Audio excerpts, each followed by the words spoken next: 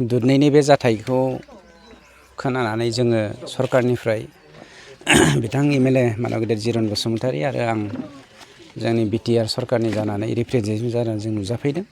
खोब दुखु मोनदों जाय जाथाया जाथावनाङामोन। दिनैनि बे 21st सेन्चुरियाव आसामाव सान्थि गायसननायनि उनाव सोरबाया असान्थि सृष्टि खालामनो थाखाय नाजागासिनो दङ।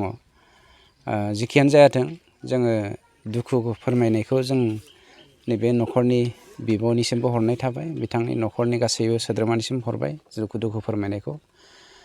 लोगोसे जों बेखौनो न'खरनि गागिफोरनिसिम बा गामिनि रायजो राजानिसिम मोनसे जोङो फोरमायथिना होनो नागिरदों।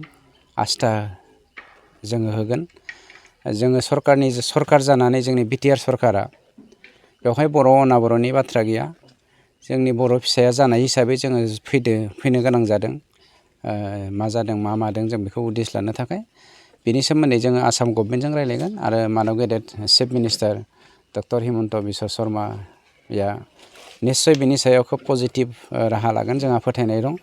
आरो जोङो गभर्नमेन्टनिफ्राय माबायदि प्रेसार होनानै बै दायनिगिरिनि सायाव एक्सन लानो हायो बेखौ जोङो राहा लामा लागोन।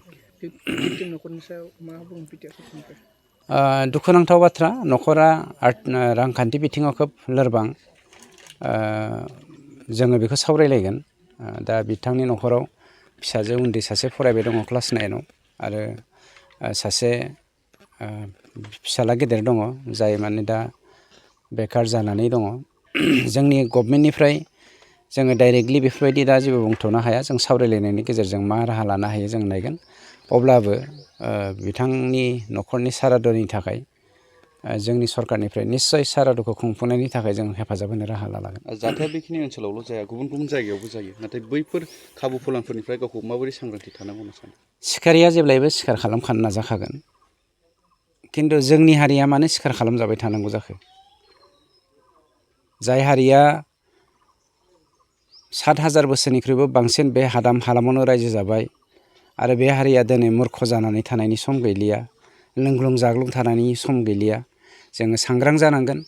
हारिखौ लेखा गोरों खालामनायजों लोगोसे हारिया खौसे जानायनि सम फैदों। नाथाय गोबां मानसिया राजखान्थिनि देवनायाव जोंनि हारिखौ बोखावफ्लेनानै बायदिसिना दुरबलथाखौ दिन्थिनायनि जाहोनावनो जोंनि साखाथि फाखाथि जाय जोंनिख्रुइ गोहो गोरासिन गावसोरखौ सानना लायो, बेफोरो माखासे दुष्कृतिकारि हिसाबै जोंनि बेरेखायै खामानि मावदों। जेखियानो जायाथों अब्लाबो दायनिगिरिया दायनिगिरियानोखा। बियो बेवहाय जात पातनि खोथा गैया, हिन्दु मुसलमान बर' अनाबर'नि खोथा गैया। गासैबो दायनिगिरियानो साजा मोनखागोन। बेखौ जों मालाबाबो निमाहा होआ। जोंनि सरकारनिफ्राय जेसेबां हायो जों बेखौ बेब'स्था लागोन।